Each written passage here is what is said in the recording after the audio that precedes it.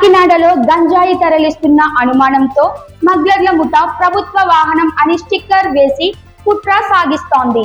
Ramavaram toll plaza వద్ద విజయనగరం నుంచి రాజమండ్రి వైపు వెళుతున్న రాజస్థాన్ రాష్ట్రానికి చెందిన ఇన్నోవా కారును గంజాయి తరలిస్తున్న అనుమానంతో ఆపేందుకు ప్రయత్నించిన పోలీసులు తీవ్ర ఇబ్బందులు ఎదుర్కొన్నారు. ఆన్ గవర్నమెంట్ డ్యూటీ అని రాసిన స్టిక్కర్ ఉన్న వాహనం పోలీస్ అధికారికి చెందినదని భావించినప్పటికీ టోల్ గేట్ సిబ్బందిని ఢీకొట్టి దూసుకెళ్లింది.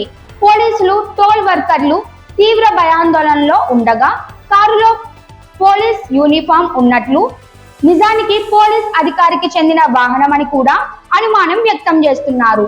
దారిలోని అధికారులు మరియు పోలీసులు కారును పట్టుకునేందుకు శక్తివంతమైన సోదాలు చేపట్టారు. కానీ ఇప్పటి వరకు ఫలితం లేకపోవడంతో వాహనం తప్పించుకున్నట్లు తెలుస్తోంది. ప్రస్తుతం కాకినాడ పోలీస్ అధికారులు, విజయనగరం, రాజమండ్రి ప్రాంత పోలీసులు సంయుక్తంగా ఆవేశంతో వాహనం కోసం గాలిస్తున్నారు. ఈ ఘటనపై పోలీసులు మరిన్ని వివరాలను సేకరిస్తున్నట్లు తెలుస్తోంది.